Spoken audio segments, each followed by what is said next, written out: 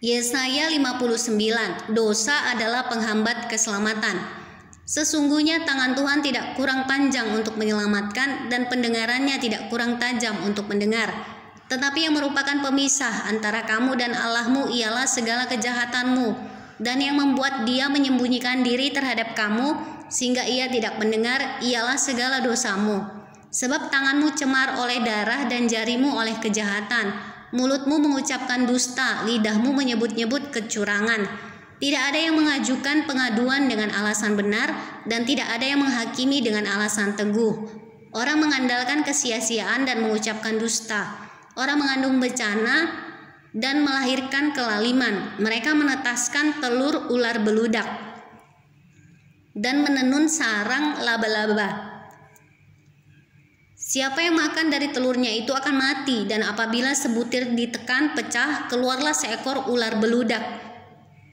Sarang yang ditenun itu tidak dapat dipergunakan sebagai pakaian, dan buatan mereka itu tidak dapat dipakai sebagai kain. Perbuatan mereka adalah perbuatan kelaliman, dan yang dikerjakan tangan mereka adalah kekerasan belaka. Mereka segera melakukan kejahatan, dan bersegera hendak menumpahkan darah orang yang tidak bersalah. Rancangan mereka adalah rancangan kelaliman, dan kemana saja mereka pergi, mereka meninggalkan kebinasaan dan keruntuhan. Mereka tidak mengenal jalan damai, dan dalam jejak mereka tidak ada keadilan. Mereka mengambil jalan-jalan yang bengkok, dan setiap orang yang berjalan di situ tidaklah mengenal damai. Sebab itu keadilan tetap jauh daripada kami, dan kebenaran tidak sampai kepada kami. Kami menanti-nantikan terang, tetapi hanya kegelapan belaka, menanti-nantikan cahaya, tetapi kami berjalan dalam kekelaman. Kami meraba-raba dinding seperti orang buta, dan meraba-raba seolah-olah tidak punya mata. Kami tersandung di waktu tengah hari seperti di waktu senja, duduk di tempat gelap seperti orang mati. Kami sekalian meraung seperti beruang, suara kami redup seperti suara burung merpati. Kami menanti-nantikan keadilan tetapi tidak ada, menanti-nantikan keselamatan tetapi tetap jauh dari kami. Sungguh dosa pemberontakan kami banyak di hadapan-Mu, dan dosa kami bersaksi melawan kami. Sungguh kami menyadari pemberontakan kami, dan kami mengenal kejahatan kami.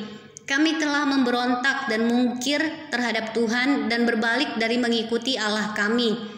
Kami merancangkan pemerasan dan penyelewengan, mengandung dusta dalam hati, dan melahirkannya dalam kata-kata. Hukum telah terdesak ke belakang, dan keadilan berdiri jauh-jauh, sebab kebenaran tersandung di tempat umum, dan ketulusan ditolak orang.